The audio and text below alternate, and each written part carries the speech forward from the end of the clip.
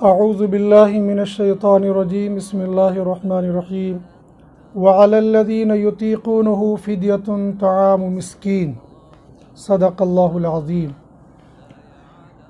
رمضان المبارک میں جہاں پر ایک مالدار زکوٰۃ دیتا ہے، صدقہ خیرات کرتا ہے، صاحب نصاب پر جس طریقے سے زکوٰۃ فرض ہوتی ہے، اسی طریقے سے صاحب نصاب پر صدقۃ الفطر بھی واجب ہوتا ہے۔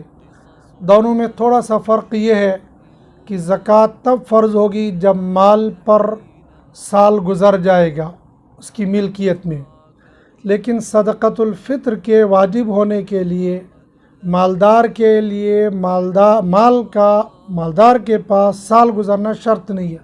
بس یکم شوال المکرم کو اگر اس کے پاس اتنا مال ہے جس سے وہ صاحب نصاب ہو جاتا ہے، یعنی 52.5 تولہ چاندی کی مالیت کا مالک ہو، چاہے کیش میں ہو چاہے سونے اور چاندی کی شکل میں، جس بھی شکل میں ہو، جب وہ صاحب نصاب بن گیا تو اس پر صدقۃ الفطر واجب ہو گیا۔ اکثر مفسرین وعلی الذین یطیقون فدیۃ طعام مسکین اس کو منسوخ مانتے ہیں۔ دیگر مفسرین نے اور توجیہ کی ہے، لیکن حضرت شاہ ولی اللہ محدث دہلوی رحمۃ اللہ علیہ رحمۃ واسعہ نے اس آیت کی تفسیر میں فرمایا کہ اس آیت سے صدقۃ الفطر کا وجوب ہوتا ہے۔ بہرحال اس آیت سے ہوتا ہو یا حدیث مبارکہ سے ہوتا ہو، صدقۃ الفطر مالدار کے اوپر واجب ہو جاتا ہے۔ صدقۃ الفطر کتنا دینا ہے؟ حدیث مبارکہ کے اندر آتا ہے کشمش 1 سا، کھجور 1 سا، جو 1 سا اور گیہوں نصف سا۔ سا اس زمانے کے اندر یعنی ہمارے مروجہ وزنوں کے اعتبار سے یہ جو 3 سا ہوتے ہیں، 3 سا کھجور یا 3 سا جو یا 3 سا کشمش، ان کا وزن بنتا ہے 3 کلو 149 گرام 280 ملی گرام۔ احتیاطاً اس کو کہا جاتا ہے کہ 3.5 کلو کھجور یا کشمش یا جو ان کی قیمت ادا کرے گا۔ نصف سا گیہوں 2.25 کلو، 1 کلو 633 گرام، 2.25 کلو گیہوں یا گیہوں کا آٹا یا اس کی قیمت۔ لہٰذا جو لوگ مالدار ہیں جن پر صدقۃ الفطر واجب ہے، جو صدقۃ الفطر دیتے ہیں، ان کو چاہیے کہ گیہوں کے حساب سے نہیں بلکہ کشمش کے حساب سے دے دیں، اور کشمش 3.5 کلو یا کھجور 3.5 کلو یا جو 3.5 کلو، ان کی جو قیمت اپنے اپنے علاقے کے اعتبار سے بنتی ہوگی، اتنی قیمت نکال کر صدقۃ الفطر ادا کرے۔ عام طور پر پورے بر صغیر میں اور خاص طور پر ہمارے وطن عزیز جموں و کشمیر کے اندر بس گیہوں اور گیہوں کے آٹے کو ہی نامینیٹ کیا جاتا ہے، نامزد کیا جاتا ہے، بلکہ بعض اشتہارات کے ذریعے سے معلوم ہوتا ہے، دیگر جگہوں پر بھی صرف پہلی چیز بتا دی جاتی ہے، بس یہیں پر اکتفا کیا جاتا ہے کہ صدقۃ الفطر اتنا متعین ہو گیا۔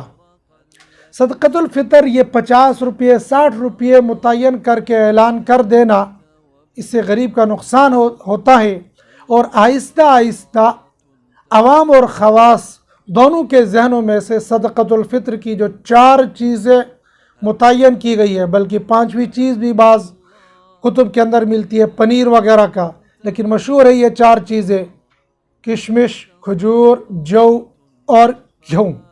ان 4 چیزوں کو ترتیب کے ساتھ بتانا چاہیے، اور خطبہ کو، علماء کو، عوام الناس کو یہ بتانا چاہیے کہ جب آپ نے صدقۃ الفطر دینا ہے تو وہ کشمش سے، اگر یہ نہ ہو سکے تو پھر کھجور، یہ بھی نہ ہو سکے تو پھر جو، اور یہ بھی نہ ہو تو آخری درجے پر گیہوں پر آ کر۔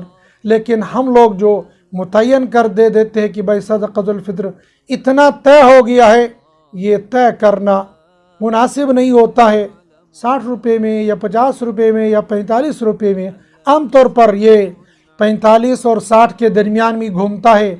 गेहूं का रेट तकरीबन पूरे हिंदुस्तान के अंदर इसी के आसपास चलता है और बहुत सारी जगहों पर 50 रुपये, 60 रुपये, 45 रुपये ये मुतय्यन कर दिया जाता है।